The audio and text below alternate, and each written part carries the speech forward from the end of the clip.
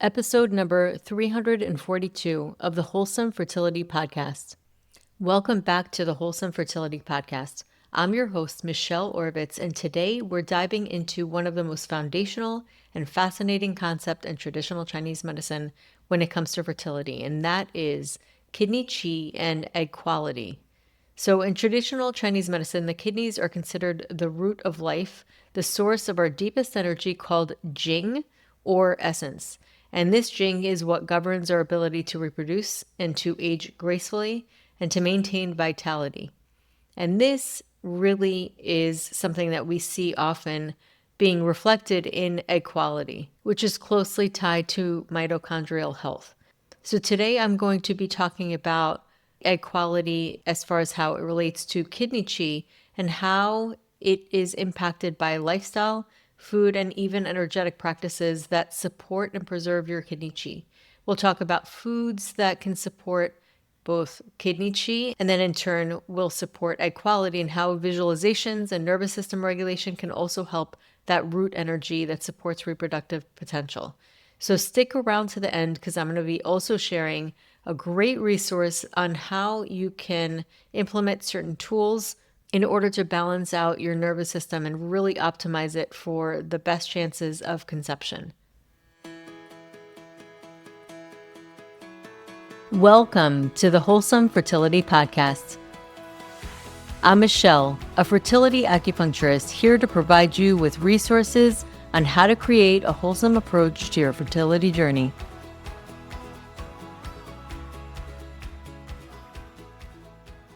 So traditional Chinese medicine views the kidneys as being one of the most important organs when it comes to fertility health.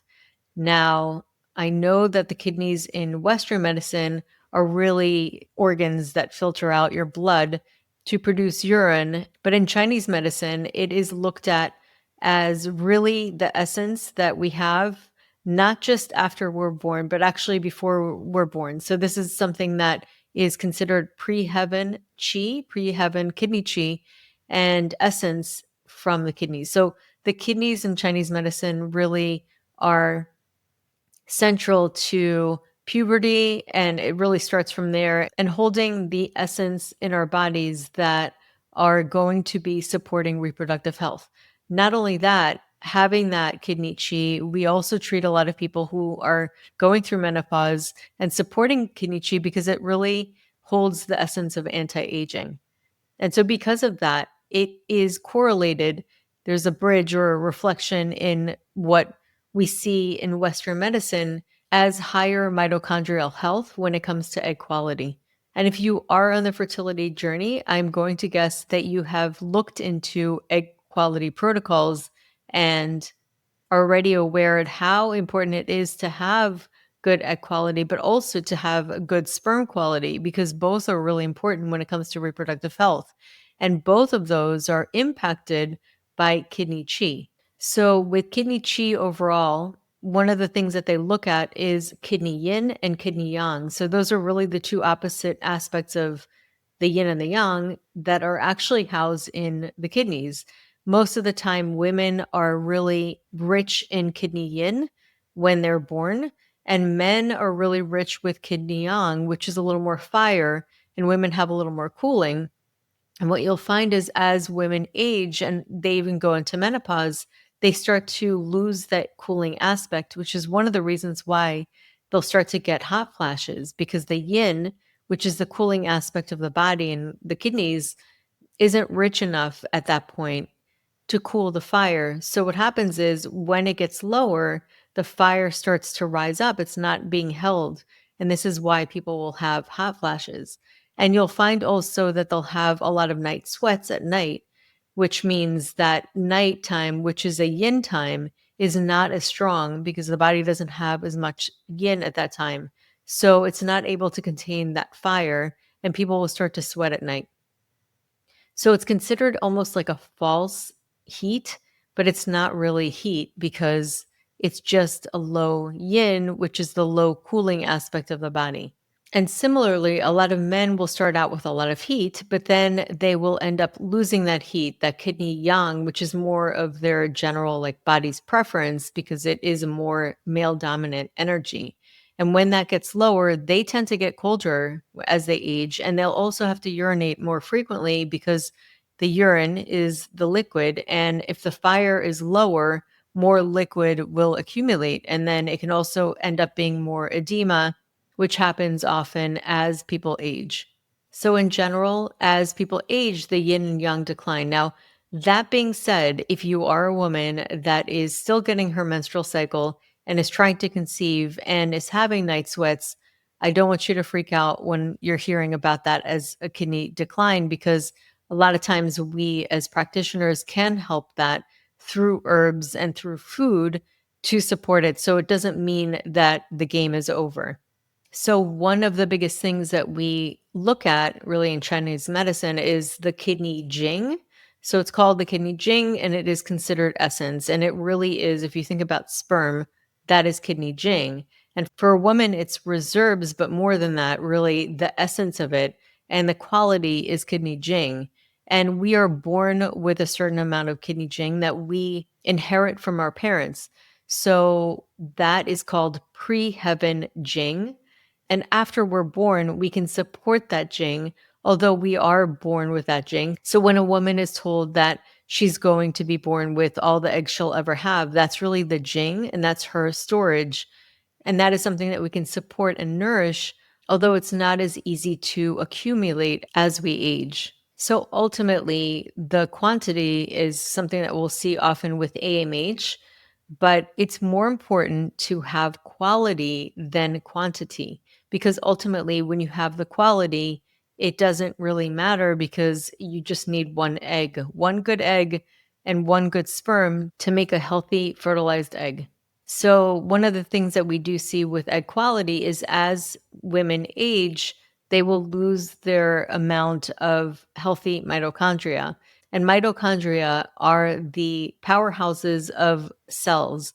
And normal cells have about a couple of thousand mitochondria, while egg cells have hundreds of thousands of mitochondria.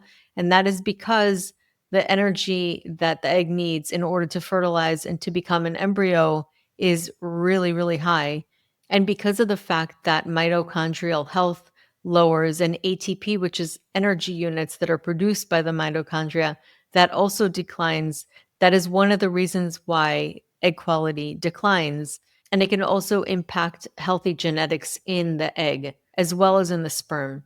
So when we talk about pre-heaven chi or post-heaven chi, or kidney chi before, which we're born with, and then post, what we're really talking about are two aspects of the kidney energy and essence that we have in our lives. And one is one that we're inheriting. It's basically the bank account that we inherit from our parents. And the other is really how we choose to live our life.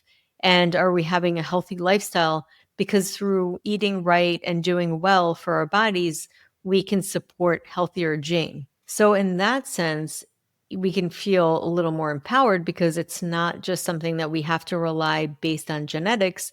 It is something that is also within our hands. So, of course, genetics are genetics, and some of the things that we inherit, we can't really control.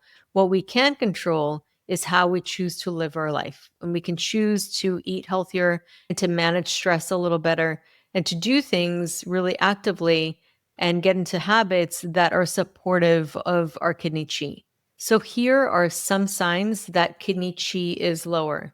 So, since kidneys are in the back, a lot of times it will manifest as lower back pain or knees that are weaker or they tend to be a little more sensitive. And it can also manifest as ear ringing. Night sweats could be kidney yin deficiency, or water accumulation could be kidney yang deficiency. It can also manifest as low libido, fatigue, thin or absent cervical mucus, shortened cycles, delayed ovulation, especially if it's short in the follicular phase, that could be a kidney yin deficiency, or if it's short in the luteal phase, it could be a kidney yang deficiency.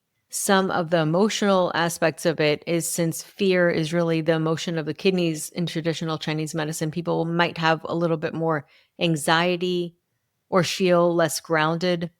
So, some of the things that people should consider doing, and this is both for men and for women, is prioritizing sleep. So, 7 to 9 hours of sleep consistently, as much as possible every night, is really key because in order to really restore that essence, we need to get the rest. Because when we're getting into rest, we are able to restore, and also our body is able to replenish itself and replenish the fluids and really support cervical mucus and also support sperm production. And this also supports the body's nervous system and also nervous system regulation. So, rest is so key and it is so important. And oftentimes is really a luxury, and it shouldn't be a luxury. It actually is a needed thing that all of us need in order to really support our bodies and support anti aging, because ultimately, egg quality really depends on anti aging. Another thing to keep in mind is teeth. Teeth are actually an extension or expression of kidney chi. Also, hair, when I was talking about before. So, a lot of shedding can also be something that can also be impacted by kidney chi deficiency. So, teeth health is really important as well. And we know that with Western medicine, they see that there is a correlation now between gum health or dental health and fertility health. So, you also want to have a well balanced exercise, not too much, not too little. So, too much can really deplete your kidney chi, and too little is not going to get the energy moving enough. So, it's important to have both because good exercise, a good amount, will also generate more ATP and energy for the body. So, things like meditation will also conserve our energy overall. And then, this is really, really important, is avoid walking around barefoot on cold tile. So make sure your feet are kept warm. Now, they don't have to be hot, but just make sure to protect the bottom of your feet from getting too cold. And the reason why is because kidney 1, which is the first point on the kidney channel, happens to be at the bottom of your feet. And that point can actually draw the cold into your kidney channels. So you don't want too much cold, and especially for women and also men, because they need their yang energy as well. But for women, that can get drawn into the womb. And it's really important to keep the womb warm when it comes to fertility health. Another thing that's important, besides just keeping the feet warm, is also your back. And this is really interesting because I had a friend that was from Russia, and her grandmother always told her, keep your kidneys warm and not to go outside in the cold weather with her back exposed. But they also say not to do it with your belly exposed either, because that's your womb. So you want to make sure that those areas in the body, the lower abdomen and your back, are kept warm. So there are also foods that you can eat that nourish Jing and kidney Qi. So when it comes to really kidney Jing, there are some foods that are considered rich in kidney Jing, and some of those are seeds, especially black sesame seeds. So if you think about seeds, what are they? They are potential for new life. They're potential for new growth. So they basically have everything that they need in order to sprout. So they have that potential in there, and then once they're activated, they're able to sprout into a new plant. So ultimately, that is what egg cells do, and that is what sperm does. They're seeds in a human body. So black sesame seeds in particular are actually really beneficial for kidney chi, but they're also really great for building blood as well. And the same thing goes for bone broth. Bone broth also, because they're coming from bones of animals and you're cooking it for a long time, those stem cells grow in bones. And so ultimately, you're getting all the amino acids and the collagen and lots of really, really healthy nutrients that can support fertility health overall. And then goji berries, they are super important too.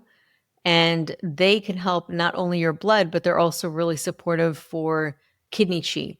And goji berries are actually considered one of the herbs in many of the formulas for Chinese herbs that is used. And then also consider black beans, kidney beans, walnuts, seaweed, and dark leafy greens. And in regards to the nature of the food, it's important to have most of your food cooked. So in Chinese medicine, they really stress the importance of cooking food and making sure that it is not too cold in nature, which is what happens when we have raw food. It's very cold in nature, and that can also impact kidney chi. So, a couple of other things that you can do is do some visualizations, and visualizations are really impactful. There's been studies on it, and it shows that your body really does respond. Sometimes people will think about a lemon and they'll salivate, even though they don't really have a lemon in their mouth. Just the thought of it is causing something that's really considered involuntary, which shows that your body is really listening to your thoughts and paying attention to what you're visualizing.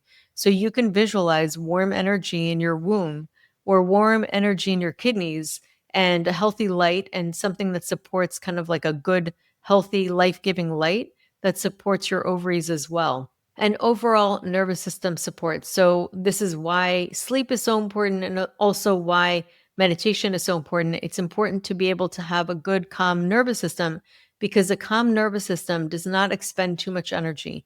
It works more efficiently. And this is really key for anti aging. It'll also support hormonal balance and get you into a more growth state in your body, which supports reproductive health. And then, of course, you can always talk to your doctor because I always recommend talking to your doctor before taking any supplements. But look into CoQ10, which is really supportive for egg quality, and omega 3 fatty acids and antioxidants such as acai. These are all really beneficial to support egg and sperm quality. And lastly, I highly recommend going to an acupuncturist, working through acupuncture and Chinese herbs with a qualified practitioner because it really can benefit your kidney essence so much. As a matter of fact, there have been some studies that show that some of the young herbal formulas do increase mitochondrial health. So that's huge because that's ultimately what you want to target when it comes to egg and sperm quality. So that concludes today's episode.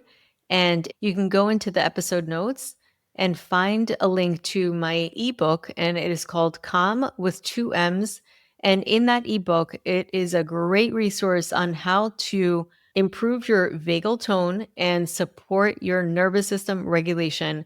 And that is probably one of the most important and often missed aspects or tools that can support reproductive health.